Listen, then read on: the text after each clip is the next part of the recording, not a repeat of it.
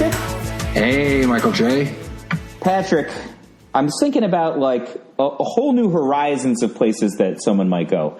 Maybe not a modern horizon, but more like just being a pioneer of going to a new place. Yes. Dude, you know what's better than like a new rotation is a new format. Yeah, wow.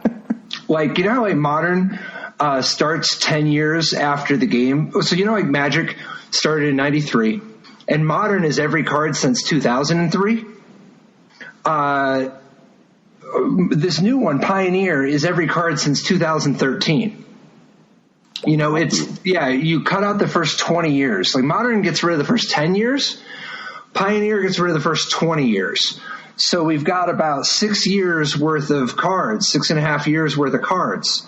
And the rules of engagement are completely up in the air. I mean, to begin with, they've thrown the whole ban list out. There's lots of cards that have been banned in the last 6 years, 6.5 years. Yeah. And there are some cards that probably should be. And one of the things they did is started off with just the only thing missing are the 5 fetch lands. Well, and we've always talked about this. I mean, this is something we talked about for years, is the eventual postmodern format that will take place in which there are no fetch lands. And I think it was really smart of them to not cut out a bunch of really dope sets just to, not have to ban the fetch lands. They went back and got Khans of Tarkir, which is just an unbelievable block, and just banned the fetch lands, Yeah. Well, so what do you think of this format, man? Oh, I mean, it's so cool. It's like you've got like a blank canvas. And there have been a couple events so far, and the thing that's cool about it is the decks that we're seeing already are just so all over the place. But there are so many cards that people haven't started to explore yet. But at the same time, like before this gets, to the Pro Tour level or the Grand Prix level, there's going to be so many changes, right? They're going to ban something, right? There's going to be. Well, they said they're going to have a Pioneer. They're going to have a Pioneer Pro Tour this year, right? I thought next year, but I might be. That's what I'm saying. 2020. This year's over. I mean, 2020. Yeah, that's what I hear as well. So I think that there's probably going to be some solidification of the format before we get there. But it's just so cool to me. Like, there's all kinds of cards that I remember. Like, oh, that was cool in Standard. And, there's other cards that might be buddies with it, but then, like, those cards weren't really good enough to play in Modern. And, now they might, not only might they have a home, but they might have, like, recombinations of cards that they never got to play with, right? Like, I mean, not that this is where I would want to dwell on from a long-term standpoint, but, like, there have been competitive red decks, like, basically every year. But many of those red decks look very, very different from each other, right? Like, some of them were about having a ton of creatures and a Tarkus command. Some of them were about the singular power of Goblin Chain Whirler. Some of them were about a bunch of haste and powerful threats in the late game. But a lot of those cards just never played with each other, And the modern red deck is just all about, like, super fast, super high leverage, cheap cards that are doing 3 or 4 points of damage for 1 or 2 mana. And, like, so you would just never play an Earthshaker Kenra in the modern red deck, right? But maybe it's a great card to play in the Pioneer red deck. And I guess we're going to find out if those cards can coexist with Eidolon of the Great Revel and Monastery Swiftspear. Well, what about Smuggler's Copter, man? Like, first of all, isn't it possible that Fiery Temper ends up being good enough anyway? See, it's funny. When you said Smuggler's Copter, my brain went to mono blue, not mono red. No, I meant on the subject of your red. Like, why play Earthshaker Kenra when you can play Smuggler's Copter? Yeah, that's a good point. Like, Monastery Swiftspear, I am with you on that. There's no question. Monastery Swiftspear is like, I mean, that's just got to be one of the better cards in the format, right? Like, well, it's just a very important card anyway, right? Oh, yeah. But like, one of the things Smuggler's Copter does is it really helps inform some of your other card choices. Right, like Monastery Swiftspear is like actually quietly pretty solid with Smuggler's Copter. It's not obviously as perfect as some things would be, but the point being that sometimes you don't have the extra prowess triggers. And just having a crew where you're not wasting a bunch of damage is pretty nice. But like there are other things you could be doing in the red deck that aren't always like some of the cards are just so much better, right? Like Bomac Courier is pretty awesome. Oh, absolutely. I think that Bomac Courier has probably gotten a rough deal. Like that guy maybe should have been getting played in Modern even. But like, what about? I don't know. Is there any hope to Falconwrath Gorger? Probably not, but maybe. I don't know. Falconwrath Gorger is a great combo with Smuggler's Copter. Which one is Falconwrath Gorger? The red for a 2/1 Vampire Berserker. Each vampire creature you own that isn't on the battlefield has madness equal to its mana cost. Oh, yeah. So you would play that in more of like maybe a vampires deck? I have to know what kind of I have to know what kind of vampires there are, but it's already a 2/1 for 1. You don't need very much, right? Like, how many extra vampires do you need before your guy's worth it? Here's another one. What about Flameblade Adept? That guy's got some pedigree. Maybe he's pretty good with Smuggler's Copter. You know, like if you end up playing some sort of a deck that has enough like Cathartic Reunion or something, I don't think that's likely to be the way, but maybe every time you discard, he gets bigger. Yeah. Sure. Yeah, and if maybe you're playing, because I can imagine a red deck that's like some sort of Phoenix deck or something, you know, like an Arclight Phoenix deck. Yeah. Like, that could be okay, right? Oh, sure. I mean, like, that's a deck in Modern, right? What about Insolent Neonate? Red for a 1/1 menace, and you can discard a card and sacrifice Insolent Neonate to draw a card. If you have enough discard outlets, yeah, you know. So I mean, it's also just like a critical mass of like 2-power 1-drops, right? Like you just try to play a bunch of those. Well, the thing is that I think the 2-power 1-drops don't necessarily take you in the direction of Smuggler's Copter very much. I think what you really want for Smuggler's Copter are the 1/1s or 1/2s or whatever, because they're it's more efficient for crewing the copter. Yeah, I mean, I think in a sense that it's more efficient because you're not wasting the power because your guy was 2-power instead of 1-power. But at the end of the day, like a 2-power guy getting upgraded to 3-power is good. You know, it's not, I guess, as much leverage as a 1-power guy upgrading to 3-power guy. Yeah, but you got something else, presumably. You're not just paying for a smaller body.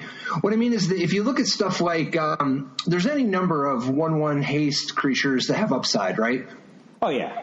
And if in the last 2 years, there's been a stack of them, right? Right. Like, so if you play like Ginger Brutes. If you play one of those on the first turn and you play a copter on turn 2, you got a damage in first, and then you get another damage in. But if you play so you're even on the Jackal Pup guy, but if you play the Bomat Courier or whatever later, I don't know, maybe it's actually fine. Maybe as long as you probably just play whatever's the better rate, because if your Smuggler's Copting people anyway, you're probably just happy. Yeah, I think like you might have a mix. I think that there's a couple of different ways you want to go with this. One of them is as long as you have a ton of small guys, and I'm not sure if it's just supposed to be like a ton of 1-drops, a critical mass of 2-power guys for 1, a critical mass of hasty guys for cheap. But I think you just want to have like a lot of guys. And if you have a lot of guys, then you can start playing cards like Stoke the Flames, that once you have like even one guy becomes very, very economical, right? So, and certainly in a deck with like, I don't know if Hordling Outburst is going to be good enough to play in this format, right? But like, that's a super cheap combo. I'm guessing like Bramaz is probably good enough to play, right? So if you're going to play like a red-white deck like that. Why would Bramaz be good enough? It seems like you don't think he's good enough. He sees playing like. You think Bramaz is good enough? Doesn't he see playing like Legacy? Sort of. I mean, just because people play weird cards in Legacy, like, dude, people play Slash Panther in Vintage. That doesn't mean that it's like. They're not playing Bramaz in Legacy for rate, man. I think that Bramaz, he's on my list of things to maybe consider. I mean, a double white creature isn't high on my list normally, but I was thinking like, hey, if I want to deploy tokens, how much better is or worse is Bramaz versus Hordling Outburst? That's just really what I was thinking to myself. I think like Hordling Outburst might be good enough to play, and it might be terrible. You know, I'm not sure. I'm pretty sure like Monastery Swiftspear is going to be more than good enough to play. I think like no question. I think that you hit the nail on the head with Bomat Courier. That guy seems fantastic to me. I think he's just been waiting for his shot. You know, I think he's in there. I think that a lot of the 3 casting cost guys that we see in the initial decks right now, like Rampaging Ferocidon, and I hate to say this, maybe even Goblin Chain Whirler might not be good enough to play. I think if I were going to play a triple red guy, I might have a Minotaur that redirects damage on my team instead of a Chain Whirler, but maybe Chain Whirler's great. Not sure. Maybe he's a great sideboard card. Yeah, I mean, there might even just be enough support for goblins. I think Chain Whirler looks like a good card for goblins, but yeah, but I think like that's different than for red deck, right? Like, yeah, I don't think you played in a red deck. I think like the format. I mean, I don't know. Maybe if people play like these decks that are just like tons and tons of green mana acceleration creatures that are trying to get super big and super wide, like Chain Whirler seems great in that situation, right? But like, he's probably not great if people are just going to end up playing Azorius Control or something. So let's say you're playing like some sort of an Eidolon of the Great Revel, Monastery Swift Spear, Bomat Courier, Smuggler, maybe Smuggler's Copter, maybe not, but Skewer the Critic, Light Up the Stage, some number of like Wild Slashes or something. Ramanat Ruins is a big get. That's pretty good. Do you think you play any of the new the new Throne Redland? Because like once you have some Ramanat Ruins in your decks, you might not want to. It's not free necessarily the same way. Well, yeah, because Ramanat Ruins is a desert, and you need to have mountains, right, for triggers. Yep. Yeah. So maybe not. I think that I would probably want to play Ramanat Ruins because obviously that card helps you not lose to Flood, right? So I don't know, but it depends how low my land base is, right? Like if you have like a 19, so Tolkachev went 5-0 in the first Pioneer League with a mono red deck. Tolkachev only played 19 lands with 4 Ramanat Ruins. I don't know. I'm not sure how I feel about this. I feel like having such a low land count and then playing with like Hazoret the Fervent and Goblin Chain Whirler and Rampaging Ferocidon seems kind of risky to me. And Ramanat Ruins, I don't know. I don't even know if I'd have enough mana to activate it in the average game. What do you think of some sort of a Nexus of Fate deck? Like a Wilderness Reclamation Nexus of Fate deck? I like it. With Dig Through Time. I mean, it's shocking to me that they still haven't banned Treasure Cruise. Yeah, that sounds great. That sounds absolutely fantastic. Like Dig Through Time kind of has the nice part of working so well with Wilderness Reclamation. Plus, at the end of the day, all you really want to do is go find more Nexus of Fates once you get going, right? Yeah, so it's an instant, which is just a great combination with Wilderness Reclamation in a way that Treasure Cruise isn't, obviously. And you can just construct your deck in such a way that you're setting up that delve, right? Like, what do you think, Patrick? Like a bunch of cheap cantrips? Is that a... Like, I'm thinking like Opt, maybe Strategic Plannings. The only thing is obviously being a sorcery kind of sucks, but kind of stocking your graveyard for your Dig Through Time is nice. But I like Growth Spiral. I think Censor is not out of the question. Oh, I like Censor. Yeah, I think Censor's pretty good in a deck like this. How about Hieroglyphic Illumination? I'm a big fan I think you could do that. One casting cost cantrip stuff. I mean, obviously Growth Spiral is in a class by itself, right? So yeah, definitely. Really, really fantastic if you're going to ramp specifically to 4. Because once you're at 4, like the Wilderness Reclamation just is everything by itself. You don't have to do anything anymore. You don't even have to play another land. You can just land your 7s, right? So, but... I think, like, outside of that card, have a really, really strong bias to one casting cost stuff just because it puts more cards into the graveyard, right? Yep, so, and we do mean one cost is it having an option at 1. Yeah. Right? Like, Censor obviously costs 2 and is Hieroglyphic Illumination costs 4, but both of them we consider to be 1-drops because you have an option at 1. Yep, absolutely.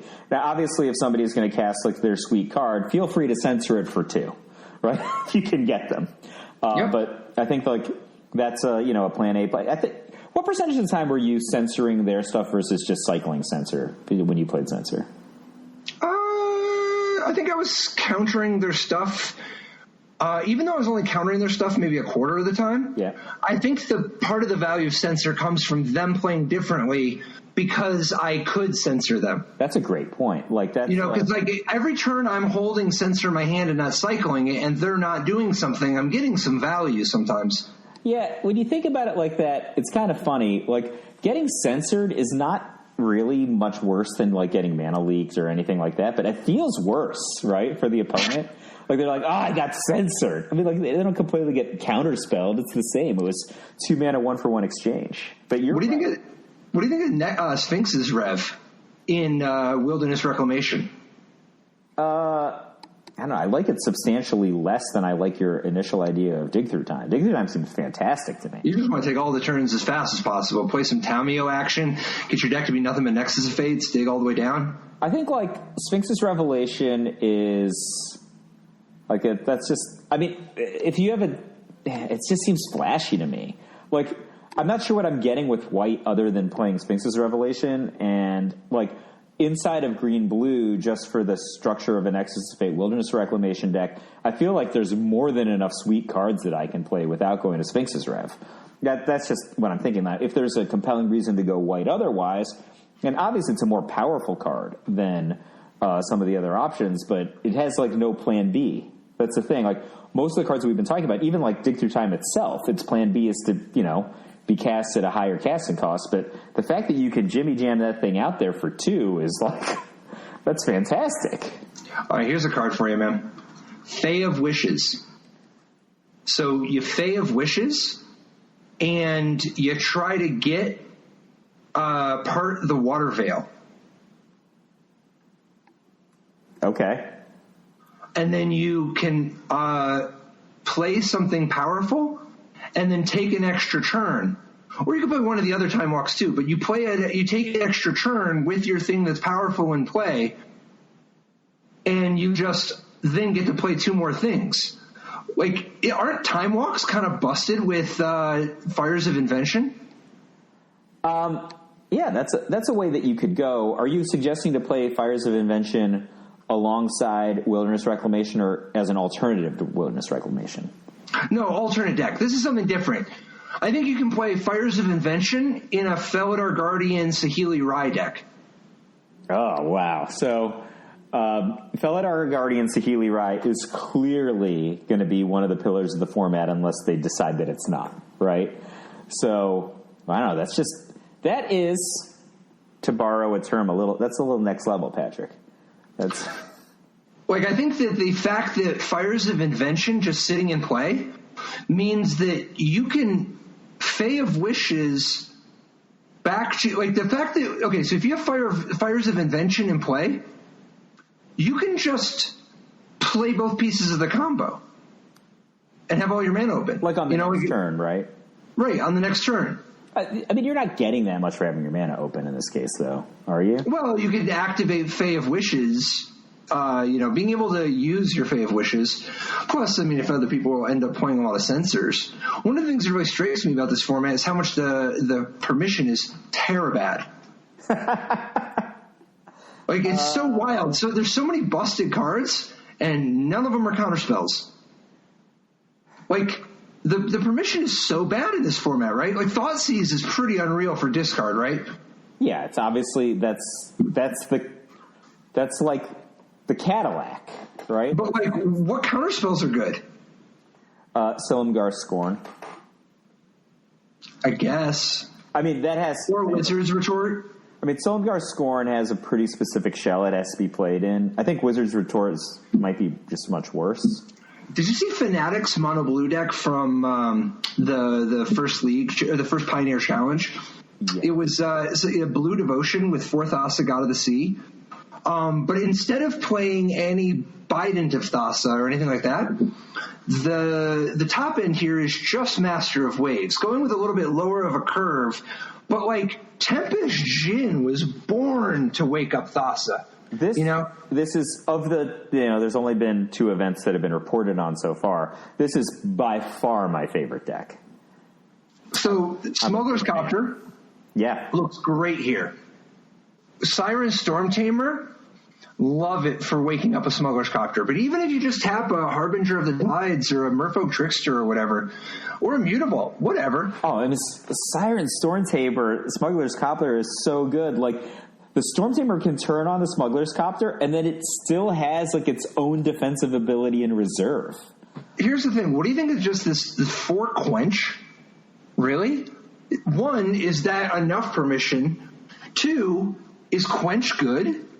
Is Quench better than Censor, right? Probably. Probably in a deck like this. I don't know. Probably in a deck like this, but I don't know, man. The permission seems so bad in this format. How good is Brazen Borrower in this deck? Seems dope. It's so good. Oh, yeah. Yeah, I'm in love with this deck. I think. Are you really playing 20 islands? 20 basic islands? Is that really? It's just like some sort of castles or something. Wait, what if you play 19 basic islands in a castle? Well, I don't know. Is it just never coming to that? Tempest Djinn only keys off of islands. But the thing, That's a good point. So I guess you could play with Mystic Sanctuary if you wanted. No, it's only basic. You're right, basic islands. Nope, Tempest Djinn definitely is a good reason to play 20 basic islands. Yeah, but there's no spells in this deck. So yeah, but maybe there could be. Yeah, okay. No, you're right. But so this is your favorite deck, man? Yeah, of the decks that I've seen so far, I mean, like, this deck sings to me. I think that Fnatic, like, really, like, I kind of knew what they wanted to do here, and that, like, the tools that they decided to do it with are, like, pretty inventive. Like, look at the sideboard. 4 Negate, 4 Spell Pierce, 4 Tidebinder Mage, 3 Sorceress Spyglass. Do you really think this deck is beating a Felidar Guardian Saheeli Rai deck, though? I think that it could, right? Like, you can Sorceress Spyglass Saheeli Rai. You can break them up with Brazen Borrower.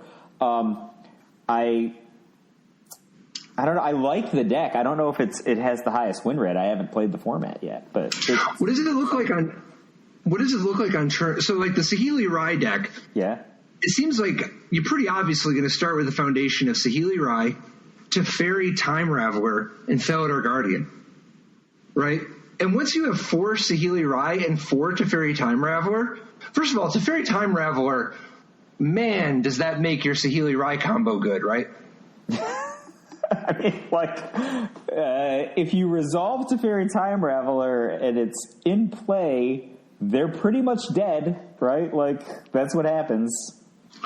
So, like, once you have 4 Saheeli Rai and 4 Teferi Time Raveler, what about playing Heart of Kiran, man? So, I'm looking at Mental Missteps deck from the same event. Mental Misstep finished in 5th place. This deck has got 2 Heart of Kiran, as well as 8 copies of the Planeswalkers that you mentioned. I think that, like, the things that stand out to me on this build, and I think if I were going to go in this direction in terms of archetype, like a Saheeli combo, I would lean into, like, this sort of 4-color version. It has a ton of green 1-drops. The most important ones are 4 Oath of Nissa, which obviously can help you to fix your mana. Like, this deck has, like, blue red 1, white blue 1. It's base green, etc. But it's also got 3 Elvish Mystic, 4 Gilded Goose, and 2 Llanowar Elves. And 3 Elvish Mystic, 2 Llanowar Elf, 4 Gilded Goose. That's like an important thing to note there. 9 1-cost accelerators. Yeah, and when you have 12, this is Mental Missteps 5th place deck. 12 3-cost Planeswalkers with 9 accelerators on turn 1. Your ability to just go turn 1 accelerator, turn 2 Planeswalker is so great. I feel like this deck kind of has to play more copies of Once Upon a Time. Once Upon a Time was made for this deck, right? Like, this deck, you get so much leverage on turn 1 with specifically this deck. So if you only, let's just say for sake of argument, you only keep hands that have one of the 3 mana Planeswalkers in them, right? If you have Once Upon a Time, your hit rate on being able to land one of those Planeswalkers on turn 2 will be enormously high, assuming you only keep hands that have one of the Planeswalkers, right? Like, either it will get you the land that you need to complete the play on turn 2, or the accelerator you need to start the play on turn 1. All right? What do you think about that? Like, yeah, I mean, I would play more Once Upon a Times in a deck like this. Like, now, I've been seeing this in a lot of decks across multiple formats. Talk to me about Gilded Goose. It seems, I mean, is Gilded Goose really better than every other accelerator on 1? Well, so there's only 4 real options. Gilded Goose, Llanowar Elf, Elvish Mystic, and Deathray Shaman. Deathray Shaman is a different kind of card. It's not real, with no fetch lands, it's not, you can't count on Deathray Shaman taking you from 1 to 3. Well, there's Arbor Elf, but he's not appropriate here, right? Arbor Elf is played elsewhere, I think. Yeah. I mean, you could also, but at the end of the day, the point is that they're all the same thing regarding giving you green mana, really, except Gilded Goose. Like, Gilded Goose is the one that gives you your colors. So, I guess only of the 3 Planeswalkers, Oko, Saheeli Rai, and Teferi, only Oko is, implied to be playable on the same land that you started on. So, I guess Gilded Goose, you kind of need him to hit Saheeli Rai or Teferi. It's also just a good card. I mean, people are going to play burn and stuff, and it's kind of nice to have the option to just start gaining some food, you know? Yeah.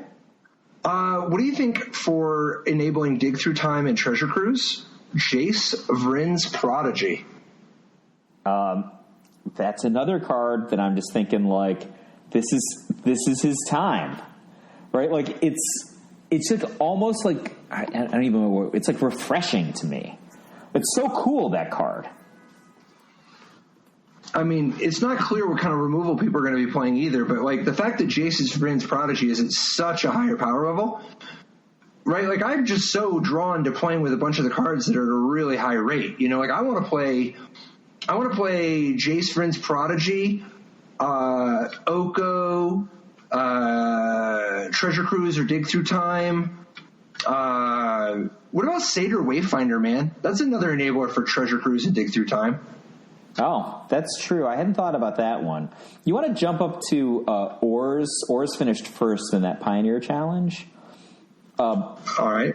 Ors has got 4 copies of Jace Vryn's Prodigy and many of the other cards you're talking about. So Ors played 2 copies of Dig Through Time and then 3 Okos.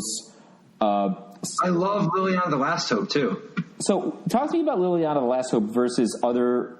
Oh, I guess that's the Liliana you would play, right? The other one is not available in this one. Right. Yeah, there's a bunch of expensive ones if you want that, but Liliana the Last Hope I just like because it's legal. Being cheap is such a powerful thing, and I think that you don't need to have that many creatures to really get your money from Liliana, but also the self-mill does matter for helping contribute, and I kind of like the Courser of Kruphix Liliana combo. Being able to reset the top of your library. What about more copies of Courser of Kruphix? I know that you were a big fan of that card. I think it benefits at some of the ways that Tireless Tracker aren't as good in this format as they have been in some past ones. I think Courser of Kruphix holds up a little bit better. Also, if I don't know if aggressive decks are going to be a big thing, but Courser of Kruphix that guy's like a brick wall, right, for red decks, and the fact that he has the ability to generate card advantage and gain life is very attractive. I love the Thoughtseize here. I also love Abrupt Decay.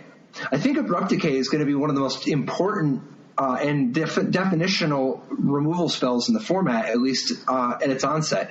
You see, Liliana Last Hope, Oko Thief of Crowns, Saheeli Rai, Teferi Time Raveler, the number of busted 3-cost planeswalkers that are like defining features of this format, I think that Abrupt Decay is actually just better than Fatal Push. Fatal Push is a lot harder to revolt anyway. And the fact that you can't Fatal Push people's planeswalkers, I like Abrupt Decay a lot, but now obviously in this first place list from Ors, we see 4 of each. But I actually just like Abrupt Decay meaningfully more than Fatal Push in this format. If you got the mana for it.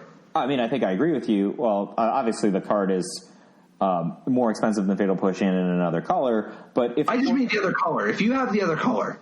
Yeah, but I'm just agreeing with you. If the format is going to be about hitting these insanely powerful 3 casting cost planeswalkers on turn 2, which it looks like that's going to be a big deal, Abrupt Decay is going to be fantastic. I actually think that Assassin's Trophy might be well worth it for a couple of reasons. One, its flexibility is peerless. And like you said, there isn't a lot of good permission, so it's, probably pretty likely to land. So Abrupt Decay has a clause that Assassin's Trophy doesn't, but that clause might not matter as much. Separately, I think a lot of these decks aren't going to have a lot of basics, so maybe the downside risk in the long run is going to be a big deal. I don't know. I think they're all going to have some. And yeah, but I think it's going to really hurt you. I think that the extra land is going to really matter. I mean, I think Assassin's Trophy is a good card, definitely. But I still think Abrupt Decay is in a league above it. But it's good. Assassin's Trophy is still good. Like, you can only play 4 Abrupt Decay, right? And the reality is, like, an Assassin's Trophy can target a Felidar Guardian. That's a... Yeah, but I just want to target the Saheeli Rai anyway. What do you think of Drown in the Lock, man? That's kind of exciting, right? Yeah, I'm not into that one. No? How else do you get counterspells? But, where's the implication that this deck is getting the setup? Like, it's... It's not like you remember that deck we talked about a few weeks ago where Sam Black was like thought scouring people. Yeah. Right, like there's no thought scour in this deck. Yeah, so I mean, you thought system. Yeah, but like, what if they play like a? What if their cards just don't line up perfectly with Drown in the Lock, but you have a Drown in the Lock in your hand? Like that's. I bet Drown in the Lock in small numbers is pretty good. I bet Drown in the Lock is great in this format if you plan for it. Maybe. I just don't know how much work you have to do. There's like no fetch lands. Look, there's 4 Fabled Passage in this deck, but there's not a lot of fetch lands. Well, who cares about fetch lands? What does that have to do with countering anything? I'm just talking about the context of having stuff into the graveyard. Like, what are people doing to themselves? It's like you were saying with like Shaman. Yeah, but their point, like Treasure Cruise and Dig Through Time are legal. So you're saying why would? Okay, I get it. You say. I guess it's conditionally really good. I guess maybe Drown in the Lock is a fantastic card if you're planning to play against those kind of decks, or maybe it's a great sideboard card as a result. Maybe it's just like the next level in the gate. No, I mean, you even have Jace Vryn's Prodigy to get rid of it, but like having just a little bit of permission, and it's so flexible. Yeah.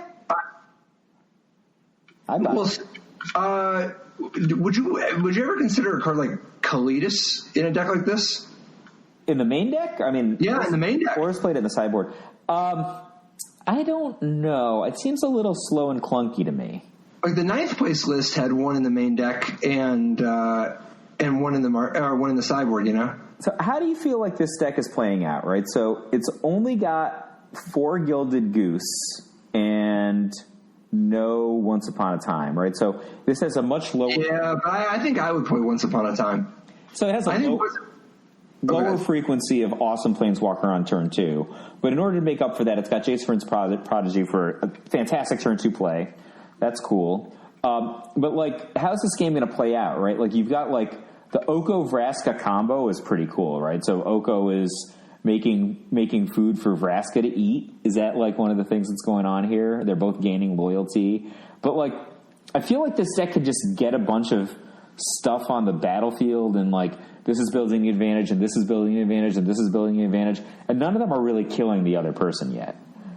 Is that, what do you think about that? Like, I don't know. I think you can just ride stuff like Dig Through Time, Jace Vryn's Prodigy, and Oko to victory. Yeah, so like, you're just making enough value that's what you're going to try to do. And this deck just has a lot of really powerful cards. You're just trying to outpower somebody with powerful cards. There is another. Oh, go ahead. Secretly a Jund deck. Yeah. Oh, definitely. Yeah. I think it's secretly a Jund deck. Totally. Okay. I think that's I think that's totally the way to look at it.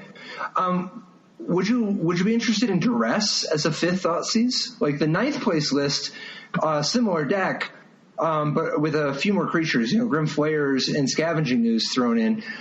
This list had a couple interesting quirks. It had that main deck Kalidas that I mentioned earlier, but it's also got a Painful Truths and 2 Treasure Cruise instead of just 3 cruises or something. And it's got a Duress as a 5th Thoughtseize. Oh, Painful Truths. It's been a while since I've seen this one. I mean, this deck is a way more aggro build, right? Like, you're playing with Grim Flare. Is it? It looks more aggro. I don't know. I guess it's also got more mid-rangey stuff, though, but fewer Planeswalkers. Yeah, I think all you're really trying to do with this Sultai kind of deck is you're just trying to play some really powerful cards. You're just trying to do the best things you can for each bit of mana that you have, So you're just literally trying to play a good mix of powerful cards. How are these decks setting up these? I guess the other deck only had like 2 digs, and this deck has like 2 Treasure Cruise. With a 3rd in the sideboard. How are we getting there? Right? Naturally.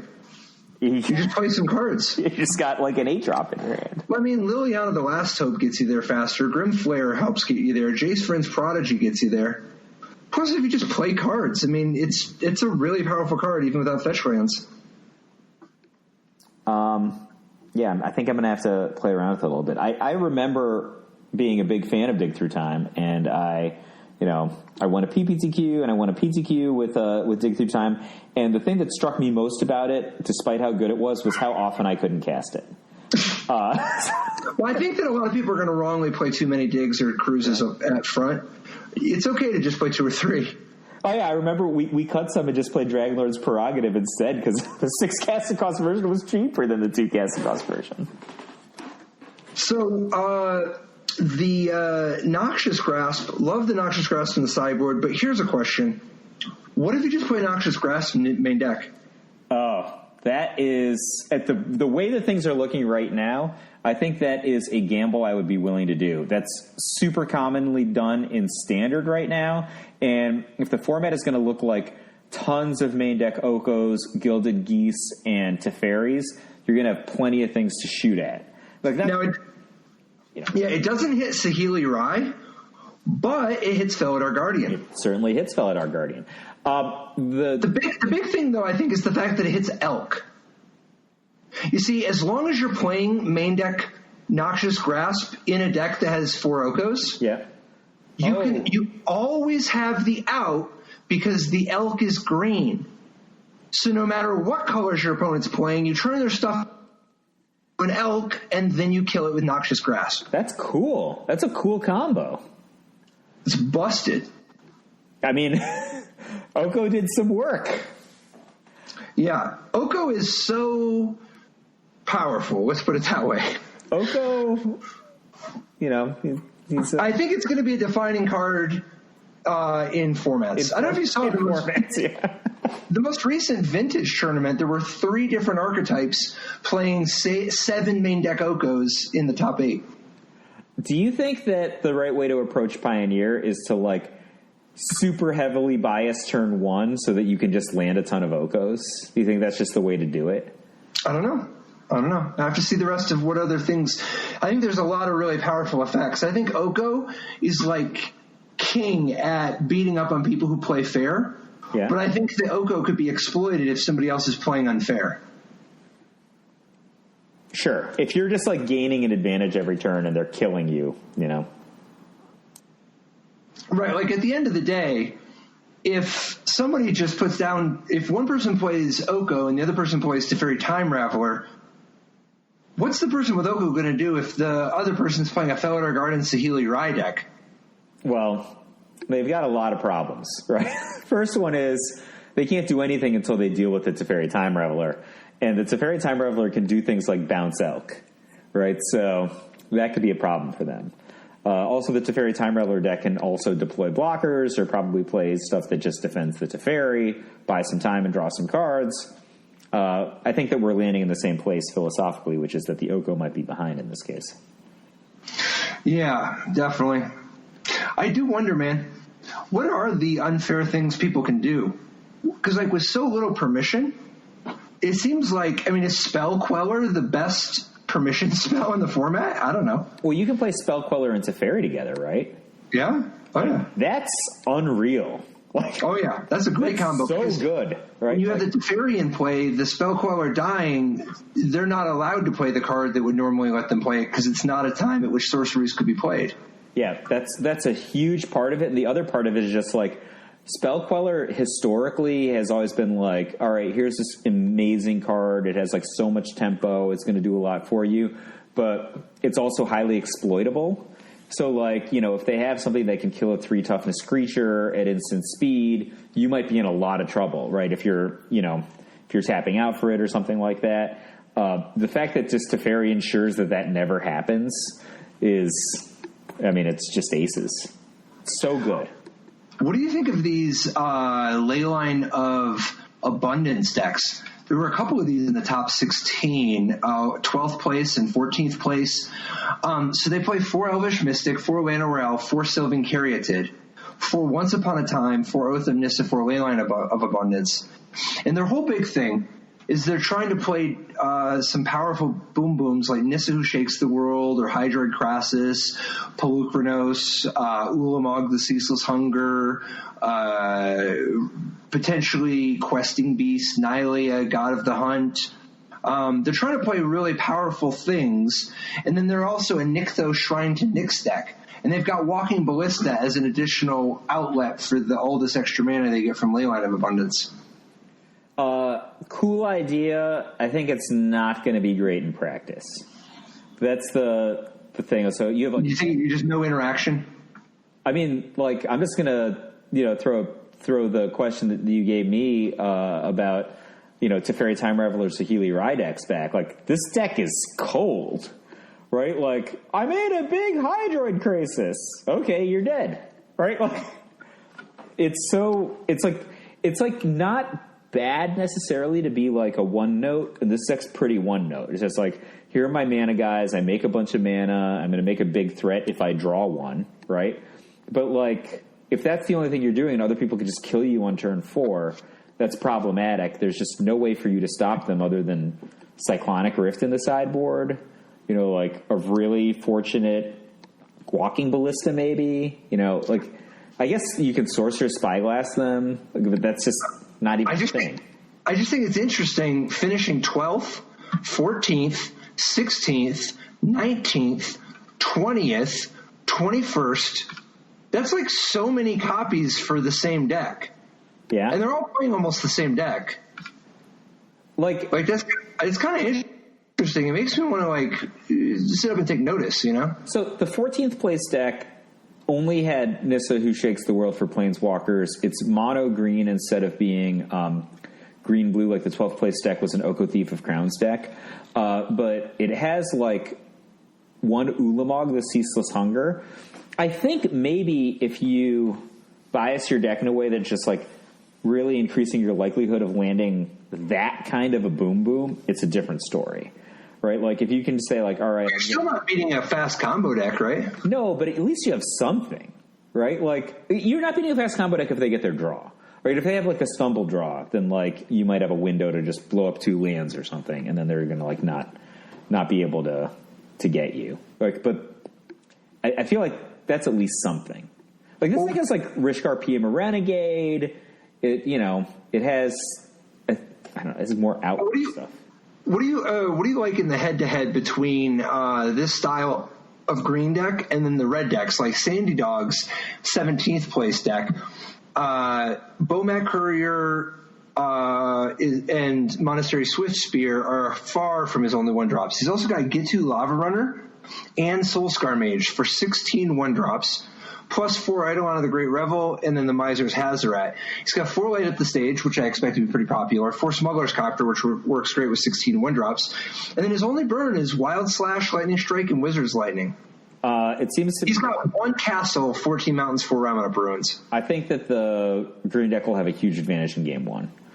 Like, I guess the red deck can land Eidolon of the Great Revel like early, and if the green deck just plays wrong, they might just take too much damage. But like you said, there's not that much burn, and it's not finishing burn, right? Like Wild Slash only does 2. It's not, nobody's getting scared of that, and like the creatures like Bomac Courier, Gitu Lava Runner are just never getting in. Like there's just too much garbagey guys the green deck can put out that are going to just chump them. I think that the red deck gains a lot of value in sideboarded games when they can go Chain Whirler and Searing Blood. And I think like if they transform their deck I think that Sandy Dog is actually underarmed. Like I think like if you were going to anticipate the popularity of these Nykthos trying to Nick decks, you might just want to play like 4 Goblin Chain Whirler in your sideboard. But if you go to like 4 Chain Whirler, 4 Searing Blood, and then cut all these guys that just will never get in and just play like kind of the control role in sideboarding games, I think you'll do a lot better. What would you think of adding 4 Battlefield Forge, 4 Inspiring Vantage, and 4 Sacred Foundry in order to support Boros Charm? I think that's a different deck. That's one of the decks that I was certainly thinking about. I know you got to like Chain to the Rocks at least as a sideboard card, if nothing else. Yeah, so if you're going to go that direction, I think that what you want to do is have 4 Boros Charm, 4 Stoke the Flames, and I don't know if War Leader's Helix is playable in this format or not. But like, because that seems like pretty clunky to me. But if you have like a critical mass of dealing 4 points of damage with a single card, Slaying Fire, man. Excuse me? What about Slaying Fire? Oh, Slaying Fire, actually, that's much... That seems really good, right? Yeah, so if you have a bunch of stuff that does 4, that's that's a different story. Your creatures don't have to get many times. Yeah, I don't know how many creatures you need to play. You need to play enough to just bump into their face a few times so that you get them into the burn range. But also Stoke the Flames is friends with creatures, right? Like you're just chump. Well, if you want to play Stoke the Flames, I'm not even sure I want to play Stoke the Flames. There's a bunch of other deal 4s also, but don't I want to play Treasure Cruise, man? I know that's a different deck, but Treasure Cruise with all these burn spells, Treasure Cruise seems like it'd just be super dope in a burn deck. That's one of the decks that I was thinking about. Remember when you finished second in Worlds the last time and you played that Treasure Cruise Monastery Swiftspear deck? Yeah. That wasn't the same format as Pioneer, but a lot of them cards is legal. Yeah.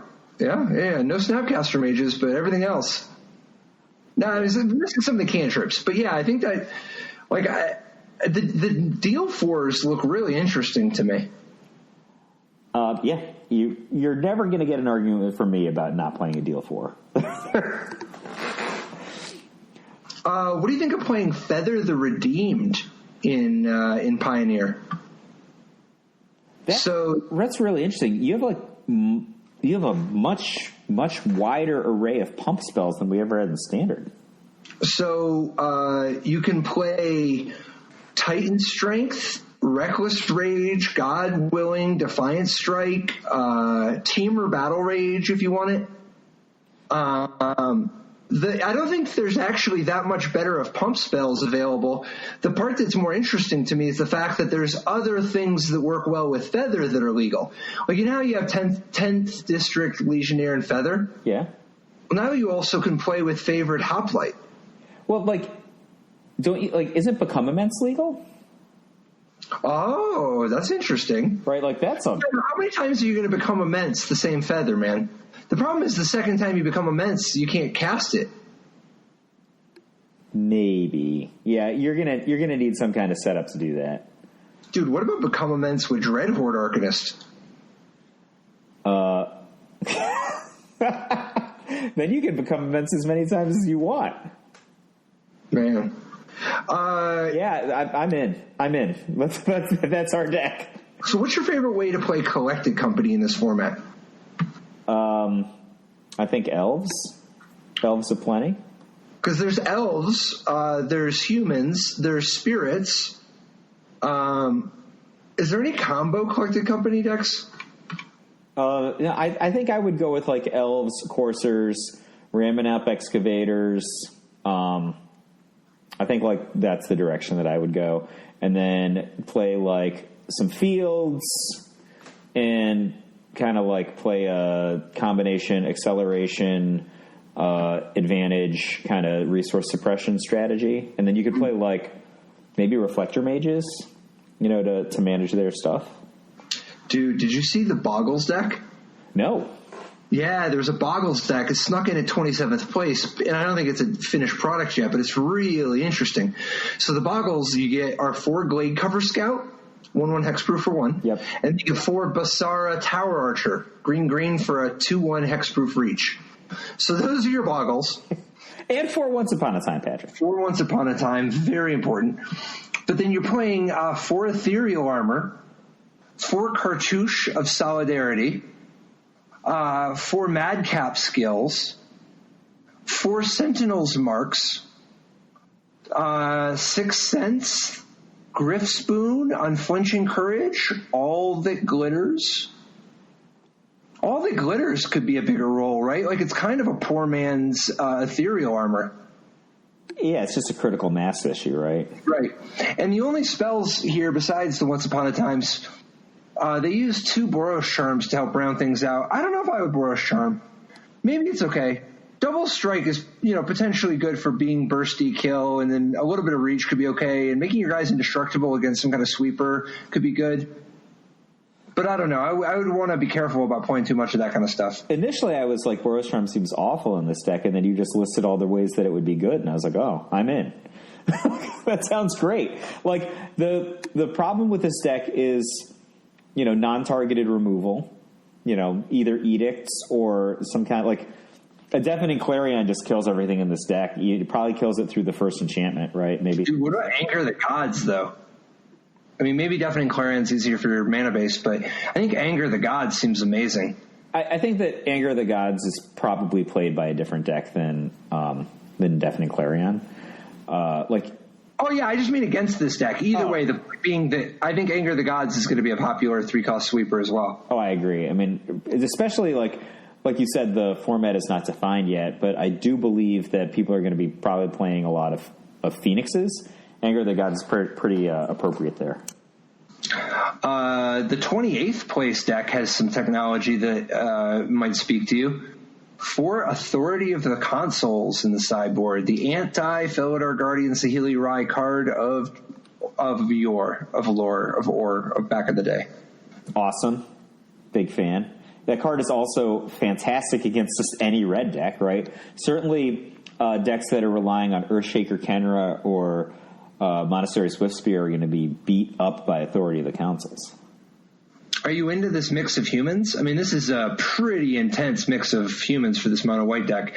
Like, Thalia's Lieutenant is the human payoff, but there's like how many 1-drops in this deck, right? Thraben Inspector, Soldier of the Pantheon, Mardu Woe Reaper, Kithion, Hero of Akrois, Dauntless Bodyguard, Boros Elite. That's so many 1-drops.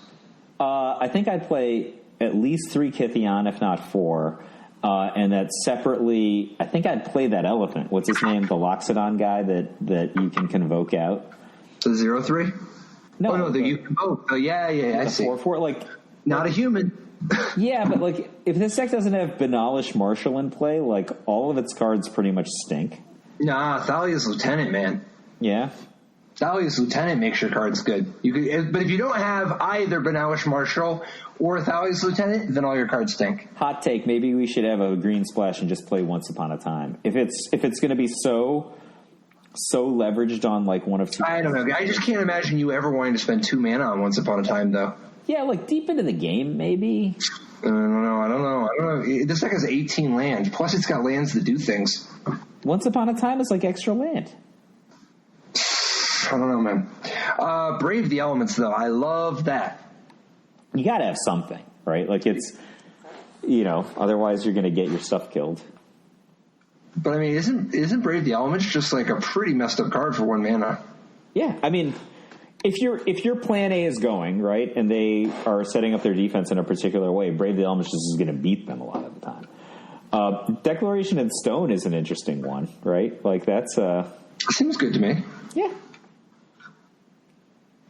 It's priced to move. Hits everything. So we don't see it here, but what do you think of Aetherworks Marvel, man? That is probably going to be a thing that people will want to do. It's very powerful, right? And Aetherworks Marvel, when it was legal and standard, didn't have access to a lot of the enablers that Pioneer is going to have, for it. Like, what if you just played Aetherworks Marvel with elves just to get it out faster, for example? Do you think that might be a thing, or like growth spiral? Maybe. Yeah, I mean, I think growth spiral for sure.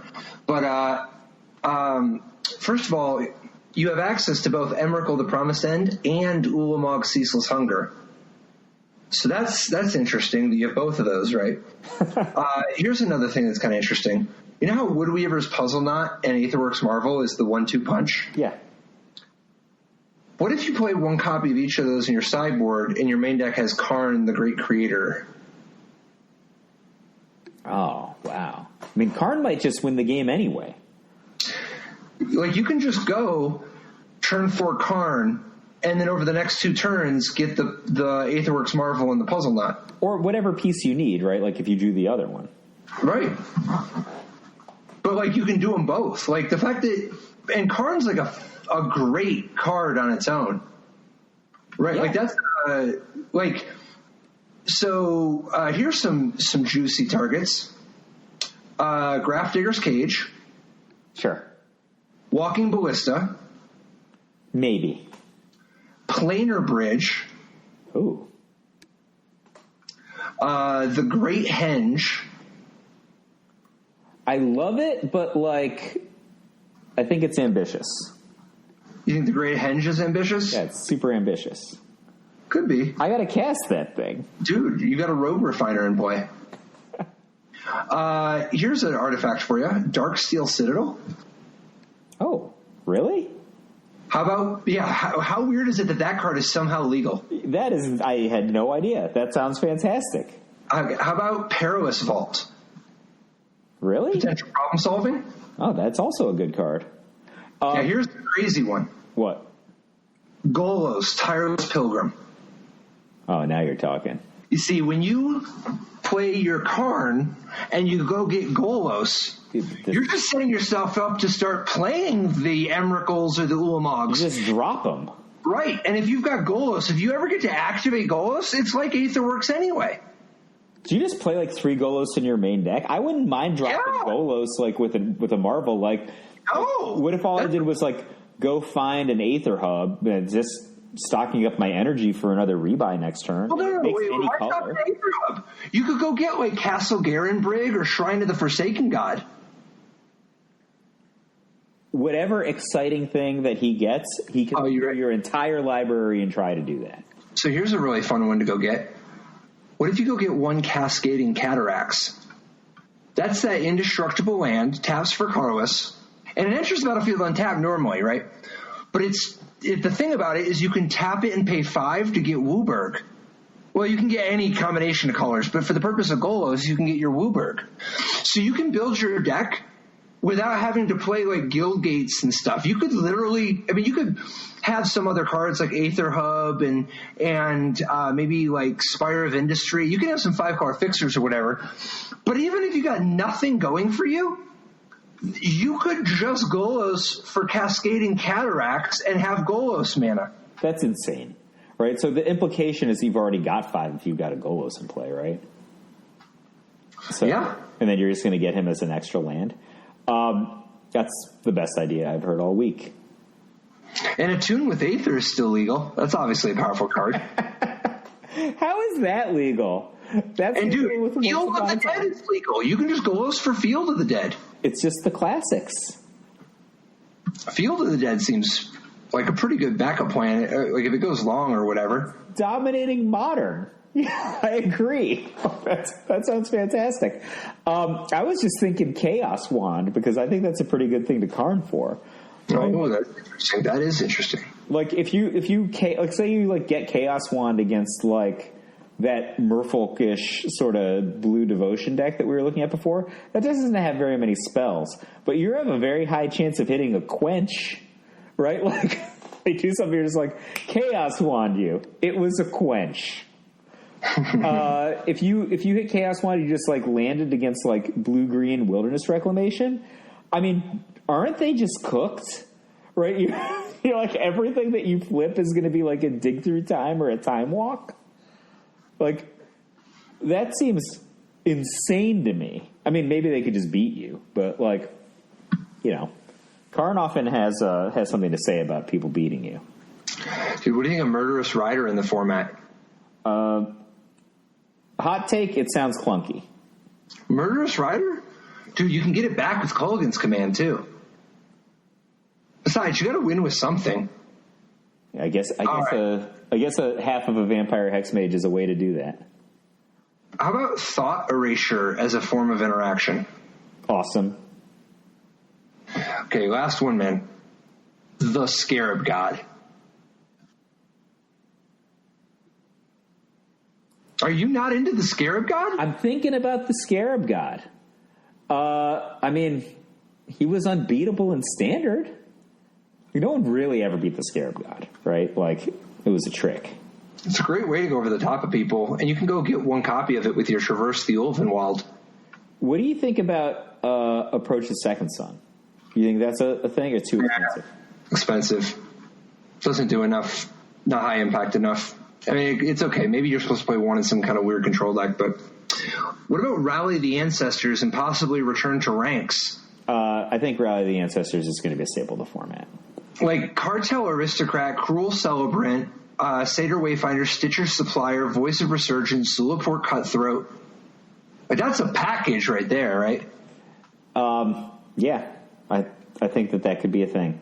What do you think about like Megamorph guys like Den Protector? Too slow? I don't know. I'd have to see the rest of the deck, but it's whatever. It's not inherently too slow. It's not that good. its power level is just not as high as some of the other busted things we're talking about. It's not like that. I mean, maybe, but it's just like Siege Rhino is so much better than Den Protector. I'm in for Siege Rhino. I'm in for Siege Rhino. I know you're in for Siege Rhino. I mean, like, I'm in for Once Upon a Time ×4 because I want to go find more Siege Rhinos. Like, how many Corsair Kerfix are going to be in your first builds? It's more than 2 for sure, right? I don't know. We'll see. I could imagine some decks 2, some decks 4, some decks 3. What are you going to do to rebuy? Like, you can play Tassiger in those decks? Because, like, I think that you have a high tendency, not you personally, but if you're just playing some of the cards I'm imagining, I'm going, like, Elf Corsair into Siege Rhino, and then you've got some good stuff in play, but you just don't have a hand anymore. You know? Then you want to get a hand. That's part of the reason why it's hard to get away from Treasure Cruise, man. Gather the Pack is interesting, though. Gather the Pack puts so many cards in your graveyard for Tassiger or Treasure Cruise. And the fact that you can just play with a bunch of creatures but still have enough spells to spell mastery it and turn Gather the Pack into a draw 2. But I mean, even just putting, like, Gather the Pack is 5 more cards in your graveyard. If you cast Gather the Pack, Treasure Cruise is online. So, I don't know. That seems interesting to me. That's a card that never really had its day in the sun, you know? That's what happens with a format like this. It's got a lot of new combinations that were never explored in Standard because of the timing, and the cards were too slow for Modern, but, like, new life. It's going to be sweet. Plus, dude, Elspeth Sun's Champion just going over the top? Woo. So, boy. When I was thinking about Brimaz, I was thinking about Brimaz and Elspeth getting the band back together, but I don't know. Maybe it's slow. Like, that deck's never going to beat a Saheeli combo deck. The deck that I just said here are 2 cards from. And you're probably going to have to deal with it. If not the Saheeli deck itself, a deck like that, a combo-ish deck that's just going to win in a non-interactive way using a ton of powerful planeswalkers. Between Aetherworks Marvel, Saheeli Rife Elder Guardian, and Rally the Ancestors, I just think that early on, we're going to pretty quickly get to a spot where we're going to find out what sorts of forms of interaction are real. Because I think that you have these twin pressures of, on one side, these combo decks that are left relatively unchecked from a lack of permission. And then on the other side, you have all these busted 3-cost planeswalkers. Yeah. So I think figuring out what initially, every deck I build is just like a 4 Thoughtseize deck. If it's gun to my head and I had to play Pioneer for my life tomorrow, I've got like 8 1-casting cost accelerators, maybe 12 1-casting cost accelerators, Thoughtseize, and like 12 planeswalkers. That's my starting point. And then I'm just interaction around those cards. Once Upon a Time ×4, setting it all up. Maybe there's probably like discard guys, right? Like you can Once Upon a Time for an interaction piece. Maybe that's a thing you might want to sideboard. That's kind of an interesting idea. Right? Like if you've already, if you have 12 accelerators on turn 1 and 12 value generating planeswalkers on turn, I don't think you'd want to play 12 on turn 1. What? I think 4 Once Upon a Time, and then like if you just play like 9 or 10, I think you're going to be kind of maxing out because it's not like you want to draw 2 Lane or Elves. Like upwards of 8, though. That's what I'm saying, right? Oh yeah, I think the difference between playing 8 versus 4 is night and day. Yeah, and then 4 of them are Goose, right? Could be. If you're going to play all those walkers, it probably needs to be. Yeah. So that's where I'd start. What do you think about this super hot take? Thief of Sanity, as a not maybe a main deck card, but as like as a sideboard card supplement on the Once Upon a Time / 3-drop on turn 2. I think it's a 3/3 green creature. Yeah. I think it just turns into an elk. I don't want to play things that are bad to get turned into an elk.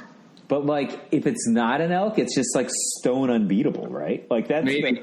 But everybody's playing Shock and Wild Slash and Fiery Impulse. All right. Maybe you're right. It could be okay. I think I like it more as a sideboard card. No, I'm saying as a sideboard card, not as a sideboard card. Maybe. I just still think everybody's going to turn everything into an elk.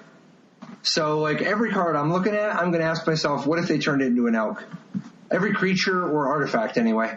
So Veil is going to be a popular card, right? Main deck or sideboard. What about Blossoming Defense? That's a dope card. Right? Like 1 casting cost negate, get in for 2. That's a pretty dope card. I like it. All right, this was the Wild West. It's going to be super exciting.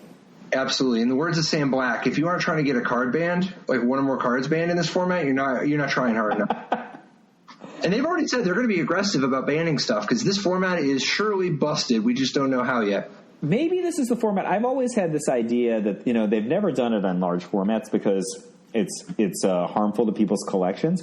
What if they just rotate what's banned? Or like ban this, unban this, 2 months later, unban the stuff we banned, ban something else. They tried to do that kind of stuff. The problem is it's too hardcore. At the store level, it's too much for people to keep track of. I see that. It would work online pretty easily, but when you have to actually just enforce it, and it's too much. But I would love it. That would be dope. So, for now, the format is busted, and we just got to figure out. Hint: it's probably a Treasure Cruise deck.